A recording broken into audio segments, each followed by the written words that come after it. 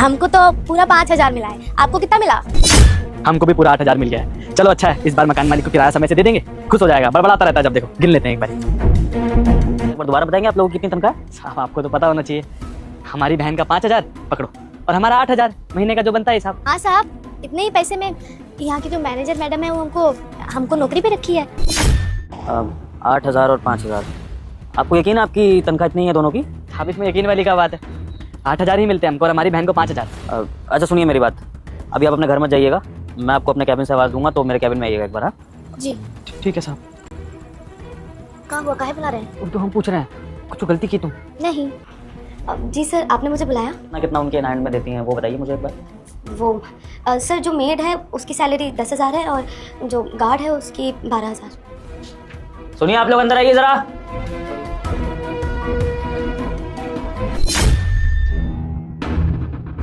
सुनिए आप लोग जरा एक बार अपनी सैलरी बताइए फिर से, जो आप मुझे नीचे बता रहे थे। क्या क्या सैलरी है आपकी? साहब हमारा सैलरी है 5,000 रुपये, बड़े भैया का है 8,000 रुपये, 12,000 ये गार्ड की और 10,000 ये मेड की।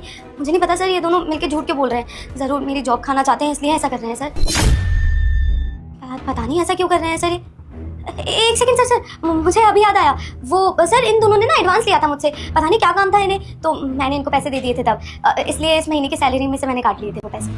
ओ साहब, मैडम झूठ बोल रही है, भैया हमको एडवांस लिए थे। साहब मैडम ना साफ साफ झूठ बोल रही है, हमने इनसे कोई एडवांस नहीं लिया। 8 महीने से हमारे पगार खा के बैठी हो। तुमने इनके साथ जो किया है ना अर्जिता, ये क्राइम कहलाता है। तुम इसके लिए जेल हो सकती है, तुम्हारा करियर तबाह हो सकता है। तुम समझ रही हो ये चीज? मेरी कंपनी की रेपुटेशन खराब हो रही है सबसे। अब एक काम करो, इनके सारे पैसे वापस करो जो भी तुमने 8 महीनों में मारे हैं। जाओ और बैंक से निकाल के लेके आओ। सर पर अभी तो मेरे पास पैसे ही नहीं है सर। कोई बात नहीं, तुम्हारी यही सजा है। इस कंपनी में काम करो और अपनी सैलरी लो और इनके अकाउंट में ट्रांसफर करो। तुम सिर्फ 5,000 रुपये रखना अपने लिए, जिसमें तुम खाना पीना और अपना ऑफिस का कन्वेंस निकाल लेना। उसके अलावा 45,000 रुपये तुम इन दोनों को हर महीने दोगी, और जब तक इन दोनों के 8 महीने के पैसे नहीं चुका देती हो तब तक तुम ये करती रहोगी। जाने से पहले इन दोनों से माफी मांगो। सर प्लीज मुझे माफ कर दीजिए, मुझसे बहुत बड़ी गलती हो गई।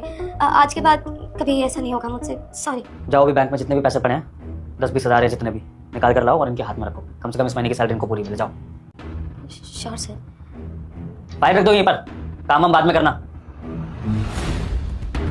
शराब देती हूँ तेरी माँ मर जाएगी। अगर आपने वीडियो को लाइक और चैनल को सब्सक्राइब नहीं किया तो मैं आप दोनों से हाथ जोड़ के माफी मांगता हूँ। मुझे सबके बारे में नहीं पता था कि मेरी कंपनी में इस तरह का भी फ्रॉड हो रहा है। मेरे नोन में की चीज़ें कभी थी नहीं।